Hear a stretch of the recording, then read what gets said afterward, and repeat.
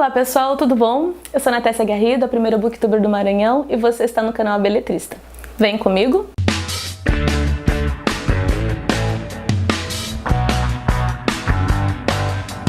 Bom, hoje eu trouxe uma dica de leitura que foi extremamente impactante e dramática e transformadora também na minha vida como leitora. Mas antes de a gente começar a falar sobre essa dica, eu queria te pedir para se inscrever no canal, deixar o seu like e ativar o sininho para receber as notificações. Combinado? A dica de leitura então é As Últimas Testemunhas, da Svetlana Alexievich. É um romance que foi publicado ali no começo da década de 80. Chegou para mim em julho, por meio do clube de assinatura que eu tenho, da TAG Experiências Literárias. O meu projeto de ler leitores russos esse ano se encaixou perfeitamente quando eu recebi a obra. E como eu também tenho o primeiro vídeo do canal desse ano, está direcionado ao Desafio Literário 2018 A Beletrista, e lá um dos itens é ler uma autora que tenha ganhado o Prêmio Nobel de Literatura. E a Svetlana se encaixa também nesse perfil. Ela ganhou o Prêmio Nobel de Literatura em 2015 e foi por conta disso que suas obras começaram a ser traduzidas aqui no Brasil.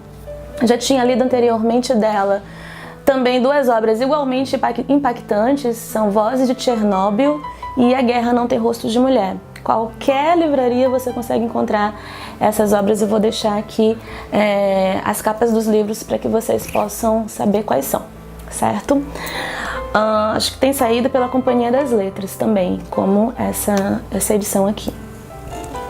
As Últimas Testemunhas, eu fico até inquieta de falar aqui com vocês, porque me tocou muito, envolve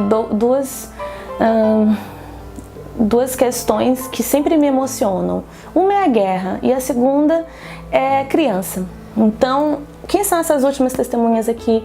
Ela se refere, são as crianças que presenciaram, que testemunharam de inúmeras formas a Segunda Guerra Mundial, quando os alemães invadem a Rússia, ou na época ex-União Soviética, em 1941. A maior parte dos relatos aqui estão direcionados à região da Bielorrússia. Então tem muitos relatos que vão acontecer com pessoas que moram ali perto da cidade de Minsk, que hoje é a capital da Bielorrússia, que é um estado independente, certo? Então, o subtítulo aqui é justamente esse, né? Crianças na Segunda Guerra Mundial. Então, é uma narrativa polifônica. A Svetlana é jornalista e o que ela fez na época foi coletar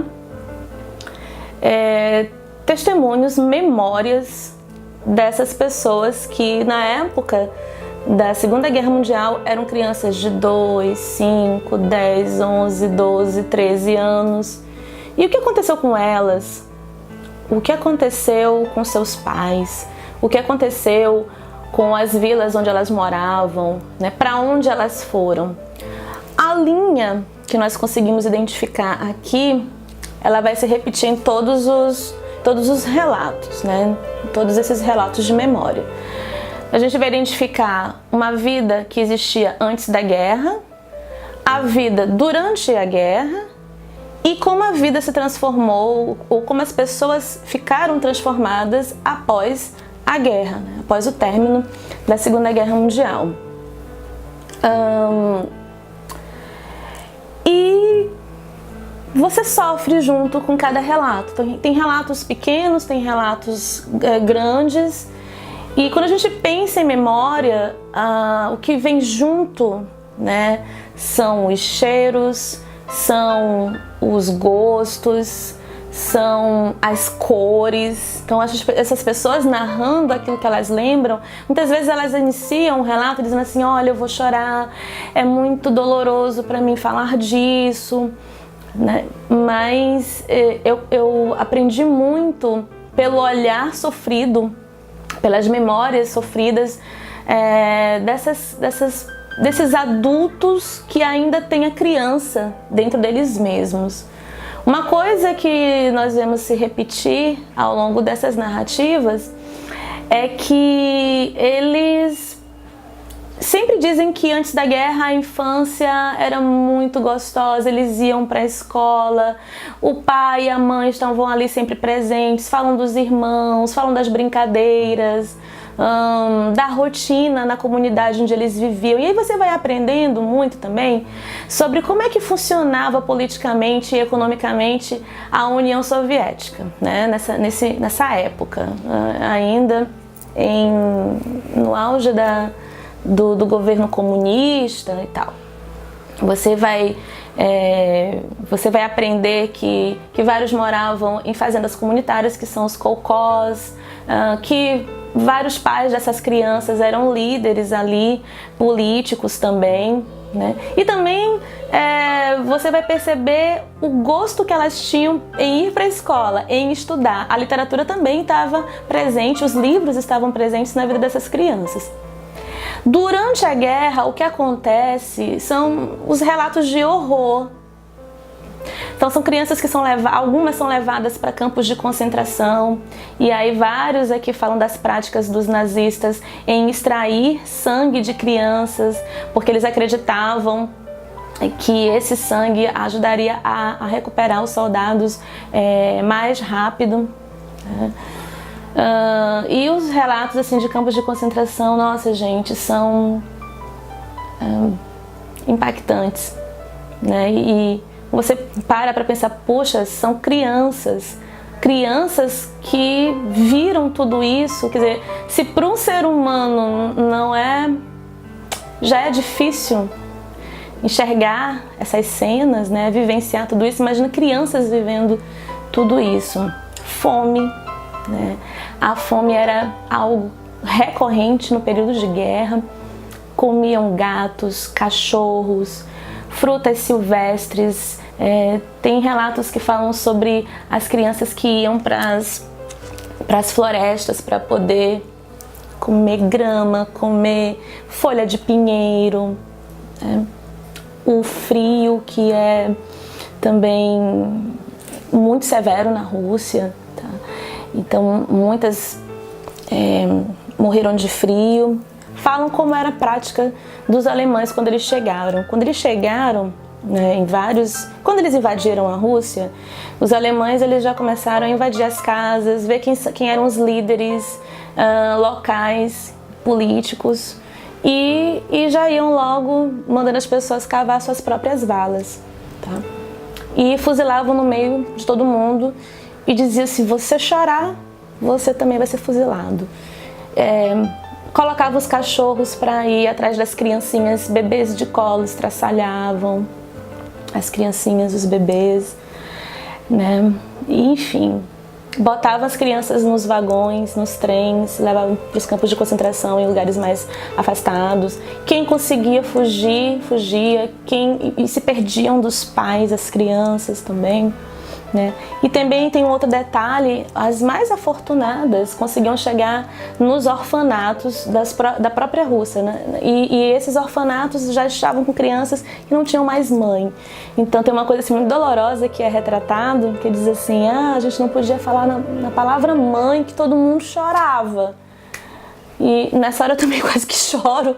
Eu chorava muito por dentro, gente, lendo esse romance, né? Porque apesar de você achar que são relatos, que são memórias, que são pessoas que existem efetivamente, né, que estão vivas, mas o que torna todos esses textos ficcionais? Justamente porque a memória sempre nos trai.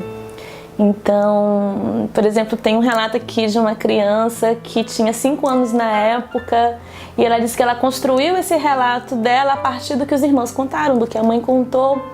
Então a memória, ela quando nos chega na idade adulta, ela meio que passa como um filme na nossa cabeça. E é aí o ponto onde se ficcionaliza, onde aqui também existe a ficção, certo? E uma outra coisa que eu aprendi lendo essa obra, inclusive é o último relato, que é um relato maior para mim, mais forte também, que é a sobrevivente que tinha na época 10 anos. Ela fala do cerco a Leningrado. Leningrado é a atual São Petersburgo. Ela mudou de nome por homenagem a Lenin, que foi o líder da Revolução de 1917, certo? Então, esse cerco a Leningrado, que durou quase 900 dias, foi o pior cerco militar do século XX.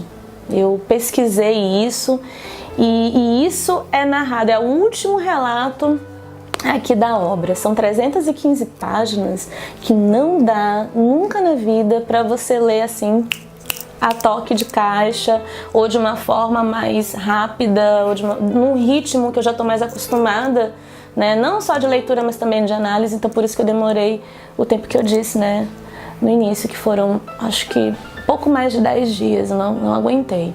Tá, voltando então ao cerco de Leningrado, uma coisa que ela fala é que aliás, abri um parênteses, a maioria dos relatos aqui são feitos por mulheres, não por homens, né?